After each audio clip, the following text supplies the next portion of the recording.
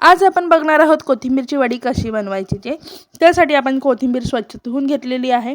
त्यानंतर मसाल्यासाठी आपण घेतलेला आहे जिरे, लसूण, मिरची आपल्याला बारीक करून घ्यायची आहे। इथे कोथिंबीर बारीक आपण चिरून घेतलेली आहे। त्यानंतर आपल्याला त्यामध्ये ॲड करायचं आहे बेसनचं पीठ, हळद, मिरची पावडर थोडीशी टाकायची आहे जर तुम्हाला तिखट आवडत असेल तर। त्यानंतर आपण त्यामध्ये टाकणार आहोत लिंबू, त्यानंतर चवीप्रमाणे मीठ टाकायचं आहे। त्यानंतर आपण जो वाटून घेतलेला मसाला होता तो आपण ॲड करणार आहोत आणि आपल्याला छान मळून घ्यायचं आहे। जसं आपण कणिक मळतो तसंच आपल्याला पिठाचा गोळा रेडी करायचा आहे।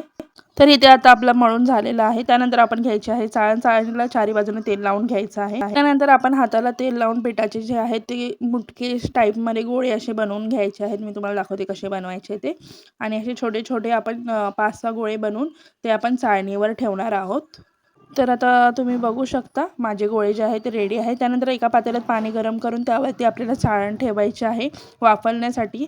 हे आपल्याला 15 ते 20 मिनिटं शिजवायचं आहे झाकण टाकून। त्यानंतर तुम्ही आता बघू शकता आपल्याला शिजून रेडी आहेत वड्या, कशी वाफ निघत आहे ते। त्यानंतर आपल्याला त्या वड्या थंड होण्यासाठी ठेवून द्यायच्या आहेत। वड्या थंड झाल्यानंतर आपल्याला त्या छोट्या छोट्या पीसमध्ये कट करून घ्यायच्या आहेत। तुम्ही बघू शकता मी कशा कट केलेल्या आहेत। तर इथे वड्या आपल्या कट करून झालेत। त्यानंतर तेल गरम करून आपल्याला त्यामध्ये डीप फ्राय करून घ्यायचे आहेत। तुम्ही शॅलो फ्राय देखील करू शकता। तर इथे आपल्या गरमागरम कोथिंबीर वड्या रेडी आहेत। तर रेसिपी आवडल्यास लाईक आणि कमेंट करा।